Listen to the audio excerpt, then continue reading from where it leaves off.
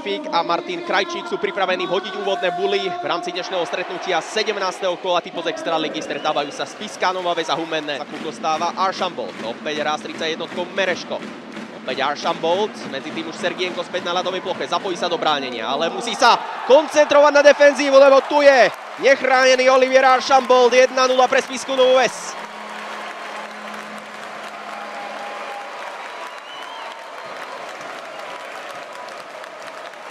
Sice prišiel k tomuto gólu tak trošku ako slepé kúra k zrnu, ale nikto sa na to nebude pýtať. Skrátka, bol tam, kde mal byť, našiel si odrazený puk a zakončil do prázdnej brány. Galimov sa nemal šancu presunúť. Navyše teraz vádza trošku nerovný súboj s Ališauskasom. Puk ale prichádza a teraz Archambault pri chuti. Archambaultovo backendové zakončenie a ten puk je v bráne!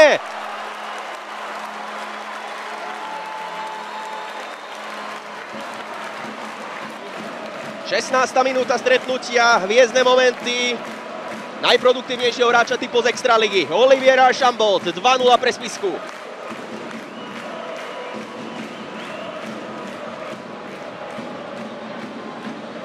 Mám trošku pocit, že Stanislav Galimov asi nebude mať úplne čisté svedomie pri tomto presnom zásahu, ale treba povedať, že Archambault sa veľmi dobre natlačil pred Damiana Novického, dokázal ho telom vytesniť a následne sa ten puk naozaj len s veľmi veľkou dávkou šťastia prekoprcol. Miklucha. Pridávka na modrú čiaru. Domáci hráči strieľajú a dávajú gól!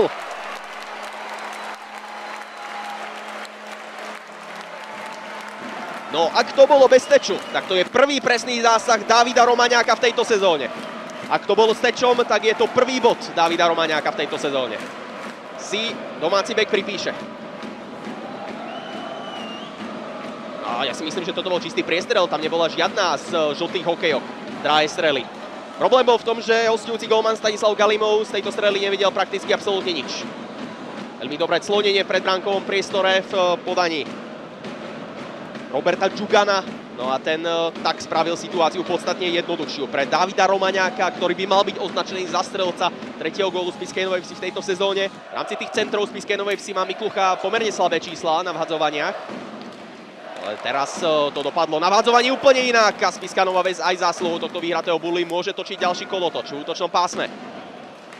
Burgessová prihrávka, pekná kombinácia domácich, 4-0 pre Spišskú. 24. využitá presilová hra Spišskej Novej Vsi v sezóne 2023-2024 a to bol naozaj pekný hokejový moment. Aj keď treba povedať, že hráči Humenného si naozaj svoje bránkovisko v tejto sezóne, v tomto zápase a v tejto situácii nestrážili práve dobre.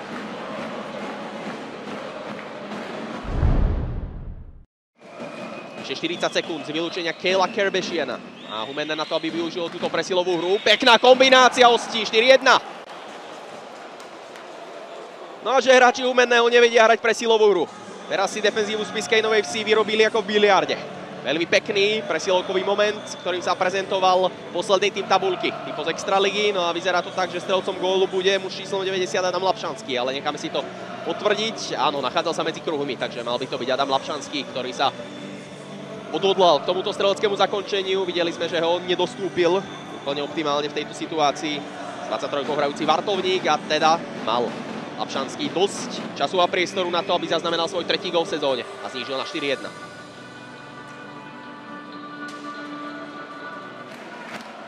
Nellis. Krásny gól! Najlepší strelec Spišskej Novej Vsi v tejto sezóne Anthony Nellis. 5-1.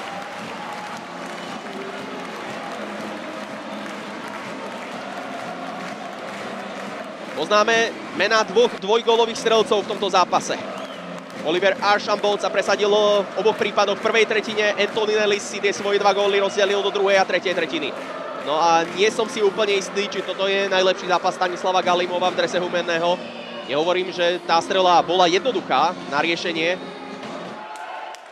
Nič z toho hostia nevyťažia. Pekná spätná prihrávka v podaní Vandasa, nádhera v podaní Spišiakov.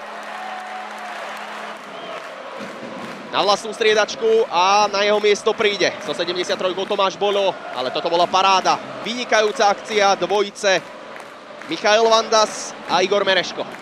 No a následný odchod Stanislava Galimova na vlastnú striedačku. Hostujúci brankár rezignoval potom, ako Spišská Nová Ves rozobrala defenzívu Humenného do posledného šróbu.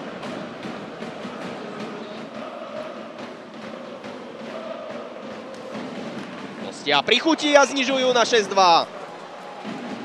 Tak Melicherčík nielen, že si v rámci tohto stretnutia neudrží čisté konto, ale napokon to bude minimálne s 2 inkasovanými gólmi. Samuel Ferreta znižuje na 6-2.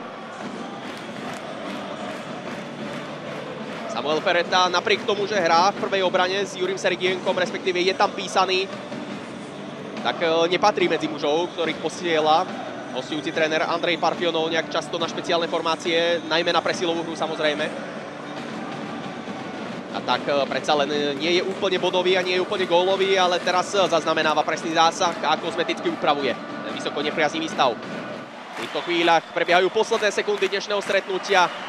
No a už v tejto chvíli je zrejme, že Spišská Nová Ves stretnutie 17. kola typu z Extraligy proti týmu HC19 Humenné ovládne. A to výsledkom 6-2.